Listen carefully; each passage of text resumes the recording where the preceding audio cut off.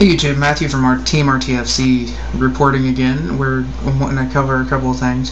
I want to know what everybody's ideas are on the new September 1st ban list. I know it hits several of the decks. It hits the main deck which was being played, which is the Tengu plants. If anybody has any ideas on how to keep the Tengu plants running decently smooth, I'd like to see your posts and ideas. I'm going to be posting my Tengu plant deck here shortly, and I want to see what people's ideas are to keep them running. What are everybody's ideas about what people are going to be running? I know one of the main decks is going to be Twilight. I actually have one posted already on the channel. If you have any other ideas on what type of decks are going to top and be good, please feel free to post them, make reaction videos, whatever. This September 11th, we're going to be having a box tournament at the Game Preserve in Bloomington, Indiana. I would like to see as many people as we can come to it. It's going to be $5 entry fee. If we can get up to 32 people, we're going to have 2 boxes to split off as prizes.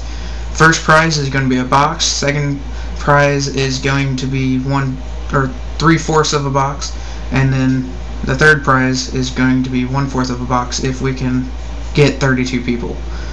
Otherwise, it'll be first prize gets a box, and anybody after 16 people will give us more money to buy prizes for the second place. So stay posted for my deck list of Tengu plants. Alright, this is my deck profile on Tour Guide Plants. This is the deck that I was running before the September ban list kicked into effect, and I am looking for new ways to keep it going because it's a really, really good deck. The first card I run 1 Tytannial. 2, you dead draw it a lot and it's useless in hand, so really 1, if you run that, is a good card. I run 1 Caius. Sometimes it's good to run at 2 because it's easy to use whenever you have ability to special summon as much as this deck does. Double Tour Guide, mainly because that's all I can afford of her. She's so freaking expensive, but she's so good. Easiest thing to do with her is summon her, bring out a Tengu, Exe for a Leviathan Dragon, use Leviathan Dragon's effect to send Sangan to the grave, and get Lonefire Blossom or something to hand in order to help you speed the deck. Double Lonefire. Double Lonefire is basically needed in this deck.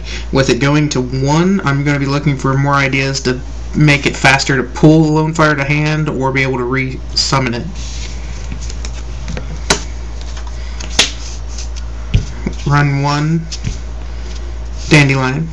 Basically, when it goes to the grave, you get 2 tokens. It's good for Syncro fodder or any type of sacrifice or whatever.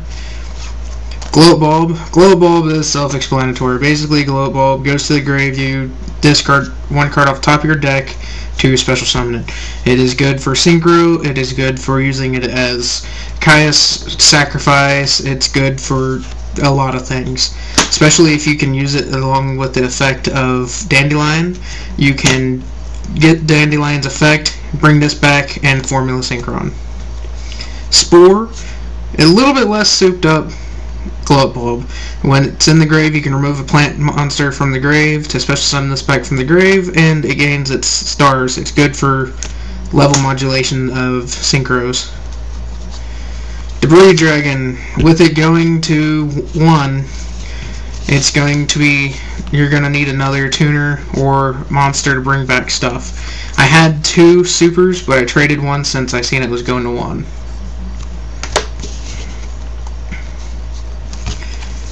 Trip Tengu. It's either 3, 2, or none. Most people run 3s.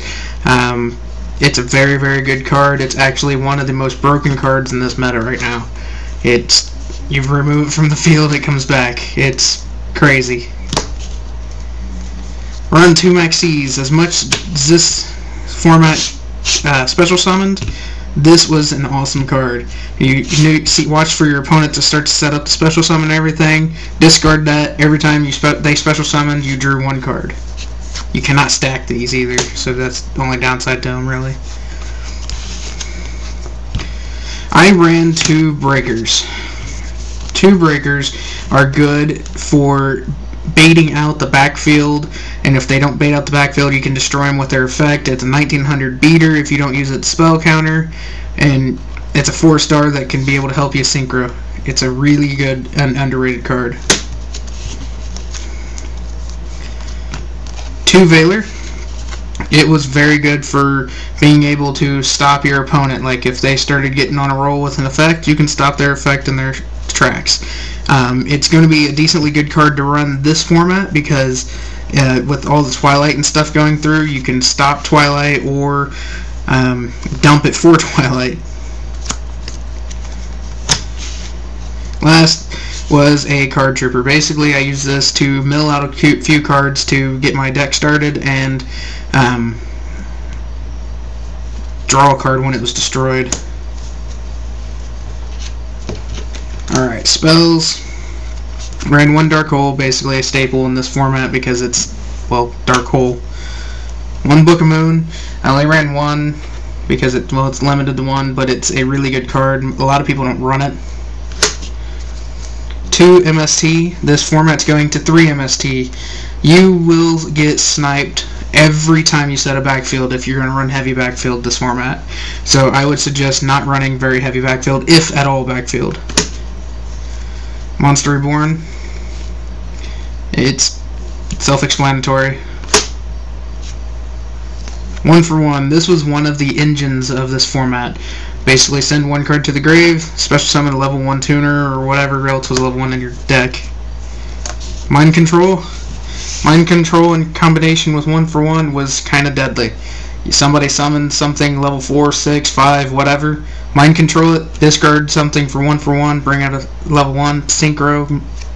It was horrible. Foolish Burial. Foolish Burial is good. Some people don't run it. Foolish Burial allowed me to set up 99% of the time for any Syncro that I needed to do, or anything that needed to be in the grave, or just deck thinning. 2 Pot of Avarice. Pot of Avarice is going to 1 this format. The reason for that is because they would want to hit the recycle ability of all the plant monsters and stuff, because they're trying to hit the plant deck a little bit because it is basically ruling the meta.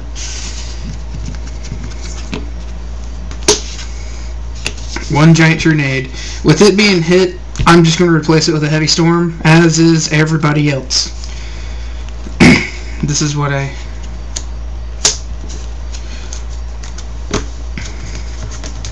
my trap lineup.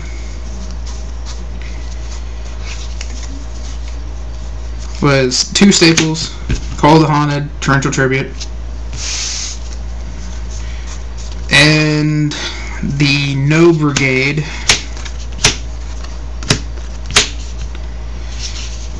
Basically, 2 Solemn Warning.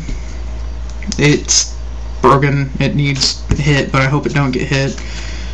Solemn Judgment, and I chose 2 Dark Bribe over 7 tools because it's more versatile. You can hit spell cards and stuff like that and stop your opponent if they use their spells to get going. Then I have 1 Limit Reverse in the deck because it helps me get my level 1 tuners back and helps me get Card Trooper back and stuff like that. It's kind of good. It's another Call the Haunted, but now that this format's going to have 2 Call it Haunteds, it may not be needed.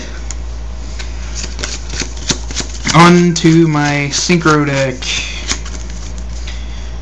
I ran 1 Leviathan, 1 Granosaurus, 1 Utopia, 2 Formula Synchrons, 1 Armory Arm, used this one to help Syncro climb a little bit, 1 Catastor, 1 Librarian, 1 Iron Chain, 1 Bryonic, 1 Black Rose. I had thought about running 2 of this, but I didn't have it in there just for spite. 1 Stardust, You're going to be wanting to run 2 of this with Starlight Roads this format because as much macro destruction stuff that's going to be there, you're going to run 2 of that in Starlight Road. 1 Thoughtlure Archfiend, 1 Scrap Dragon, and 1 Trishula.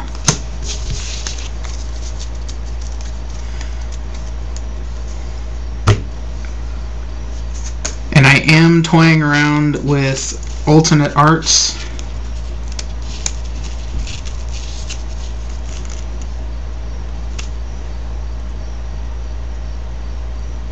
I did this on a sleeve so I could play around with it and see if I can actually do it really decently, and it looks like it's going to work out a little bit, so I'm probably going to play with this a little bit more and start doing all other cards and branching out and stuff. So if you have any questions, thoughts, any way to keep this deck running smoothly, my thoughts on it, I'm probably going to remove the cards that are being hit and add a Junk Synchron and 2 Doppel Warriors and go that route, that engine a little bit. If you have any better ideas, feel free to post them and do any replies, comments, rates, whatever, subscribe. And I hope to see everybody at the Game Preserve event in Bloomington, Indiana.